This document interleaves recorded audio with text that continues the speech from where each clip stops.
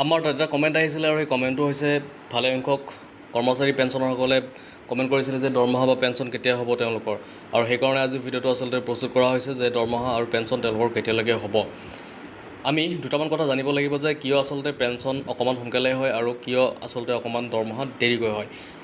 দৰমহাবিলাক দেৰিকৈ হোৱাৰ মূল কাৰণ হ'ল যে কৰ্মচাৰীৰ উপস্থিতি বা ছুটি বা প্ৰমোশ্যন যদি থাকে কাৰোবাৰ বা দৰমহাৰ পৰিৱৰ্তন যদি থাকে, সেই তথ্যবিলাক আপডেট কৰিবলগীয়া হয় আৰু সেই সময়বিলাকত অকণমান টাইম লাগে সেই প্ৰক্ৰিয়াবিলাকত। তাৰপিছত ড্ৰয়িং এণ্ড ডিছবাৰ্চিং অফিচাৰে মাহিলী দৰমহাৰ বিলবিলাক প্ৰস্তুত কৰে।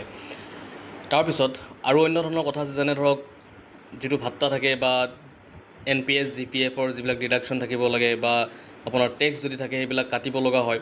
তো তেনেকুৱা ক্ষেত্ৰত অকণমান প্ৰক্ৰিয়াকৰণ অকণমান সময় লাগে আৰু বিল অনুমোদন, তাৰপিছত বিল অনুমোদন হয় আৰু বিল অনুমোদন হোৱাৰ পিছত সেই বিলখন যাব ট্ৰেজাৰী কাৰ্যালয়ত আৰু ট্ৰেজাৰী কাৰ্যালয়ত DDOৰ পৰা বিল গ্ৰহণ কৰা হয়। ট্ৰেজাৰীয়ে বিল গ্ৰহণ কৰে DDOৰ পৰা। তাৰপিছত বাজেটৰ উপলব্ধতা, বিলৰ সঠিকতা আৰু অনুমোদন আৰু নথিপত্ৰ পৰীক্ষা ট্ৰেজাৰীত কৰা হয়, ভেৰিফিকেশ্যন কৰা হয় আৰু সকলো যদি ঠিকে থাকে তেতিয়াহ'লে বিল পাছ হৈ যায় আৰু বিল পাছ হোৱাৰ পিছত সেই অনুমোদিত বিলখন বেংকলৈ প্ৰেৰণ কৰা হয় আৰু কৰ্মচাৰীক বেংক একাউণ্টত জমা হয়। এতিয়া প্ৰথমতে ক'ব গ'লে যে দৰমহা কেতিয়াকৈ হ'ব বুলি ক'লে আমি সাধাৰণতে এটা কথা জানো যে যিটো আপোনাৰ ডেট থাকে, অৰ্থাৎ DDOই প্ৰিপাৰেশ্যন বিল বা ছাবমিট কৰা এটা ডেট থাকিব আৰু সেইটো ধৰক 26th অফ এভৰি মান্থ তেনেকুৱা তাৰিখৰ ভিতৰত বিলবিলাক ছাবমিশ্যন কৰে DDOয়ে। তাৰপিছত ট্ৰেজাৰীৰ ভেৰিফিকেশ্যনৰ প্ৰক্ৰিয়া এটা থাকে, সেইটো 30 তাৰিখৰ ভিতৰত সেই ভেৰিফিকেশ্যন প্ৰচেছ বা বিলবিলাক পাছ হৈ যায় আৰু তাৰপিছত বেংকৰ একাউণ্টত পইচাবিলাক ক্ৰেডিট হয়। তো বেংকৰ একাউণ্টত পইচাবিলাক ক্ৰেডিট হওঁতে কৰ্মচাৰীসকলৰ অনৱাৰ্ডছ 1 তাৰিখ, অৰ্থাৎ 1 তাৰিখৰ পিছত তেওঁলোকৰ দৰমহাবিলাক হ'ব। এতিয়া আমি পেঞ্চনৰ কথালৈ আহোঁ যে পেঞ্চন আচলতে কিয় অকণমান সোনকালে হয়। তো পেঞ্চন সোনকালে হোৱাৰ কথা হ'ল যে পেঞ্চনৰ তথ্য সাধাৰণতে স্থিৰ থাকে। বেছিভাগ পেঞ্চনভোগী প্ৰতিমাহে একে পৰিমাণৰ পেঞ্চন লাভ কৰে, সেয়ে পেঞ্চনৰ বিল প্ৰস্তুত আৰু পৰীক্ষা কৰাটো সহজ হয়।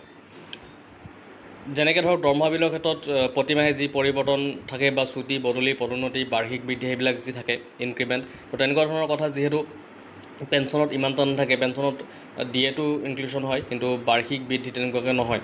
তো তেনেকুৱা ক্ষেত্ৰত আপোনাৰ পেঞ্চনৰ বিলবিলাক আগতীয়াকৈ হয়। এতিয়া কথা ক'ব গ'লে যে আচলতে পেঞ্চনৰ বিলবিলাক যে 21-22 তাৰিখত জমা হয়, মানে বিলবিলাক প্ৰস্তুত হয়, তাৰপিছত ট্ৰেজাৰীত জমা হয় আৰু ট্ৰেজাৰীত জমা হোৱাৰ পিছত আমি দেখিবলৈ পাওঁ যে 25 তাৰিখৰ মানৰ ভিতৰত পেঞ্চনবিলাক হৈ যায়। কিন্তু আজি 25 তাৰিখ, কিন্তু আজি হৈছে শনিবাৰ আৰু শনিবাৰ হৈছে আপোনাৰ 4th ছেটাৰডে। তো 4th ছেটাৰডে হোৱাৰ কাৰণে আজি পেঞ্চন নহ'ব আৰু অহাকালি ছানডে হয়, বন্ধ পৰি গ'ল 26th অফ জুলাই। তো 26 তাৰিখতো পেঞ্চন নহ'ব।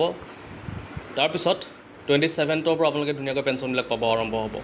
তো 27লৈকে অপেক্ষা কৰক যিসকলে পোৱা নাই, আৰু যিসকলে পাইছে তেওঁলোকে পাইছে কাৰণ বহুতো ডিপাৰ্টমেণ্টৰ কি হয় আগতীয়াকৈ ডিপাৰ্টমেণ্টেল প্ৰচিডিউৰবিলাক থাকে, সেইবিলাক অকণমান হয়তো আগতীয়াকৈ হৈ যায় বা কিছুমান। তো এইটোৱে আছিলে আজিৰ আপডেট। যদি ভিডিঅ'টো ভাল লাগিছে লাইক, শ্বেয়াৰ আৰু এটা ছাবস্ক্ৰাইব কৰি দিব।